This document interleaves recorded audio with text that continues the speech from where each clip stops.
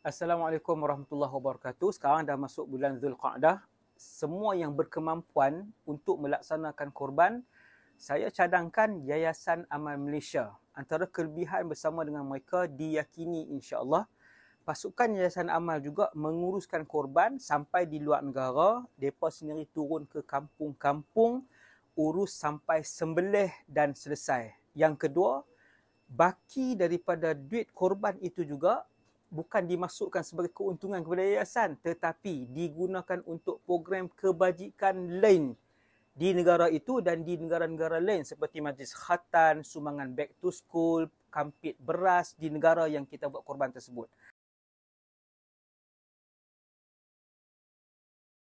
Para penyumbang yang bersama dalam denyut nadi perjuangan Yayasan Amal Malaysia.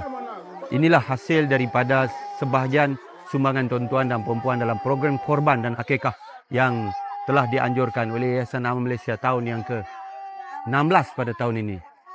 Kita selain daripada ibadat korban, kita juga mengadakan program-program kebajikan seperti yang tuan-tuan sedang saksikan pada hari ini. Program kita hari ini ialah program Health Aid Project in Nigeria 2024. Tuan-tuan tengok di bawah tu. Ni ubat-ubat ni tuan-tuan, bukan duit Yayasan Amal. Duit lebihan sumbangan ibadat korban yang tuan-tuan telah berikan kepercayaan kepada kami. Kelebihan kita di Yayasan Amal adalah kita gunakan lebihan itu antaranya untuk sumbangan kepada masyarakat tempatan yang sangat memerlukan.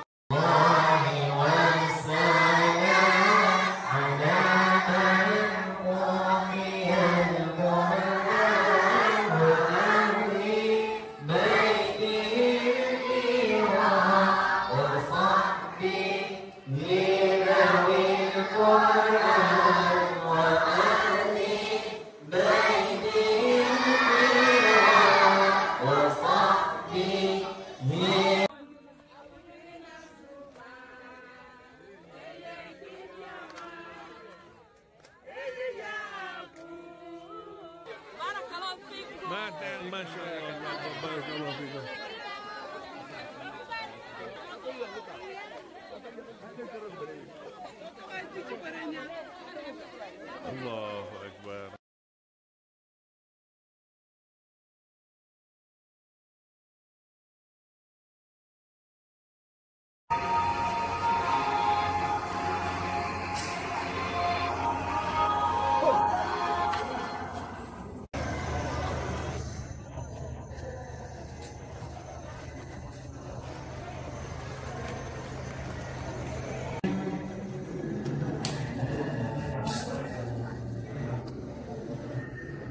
Ayo bersama dengan Yayasan Amal Malaysia untuk program korban dan akikah pada tahun-tahun akan datang.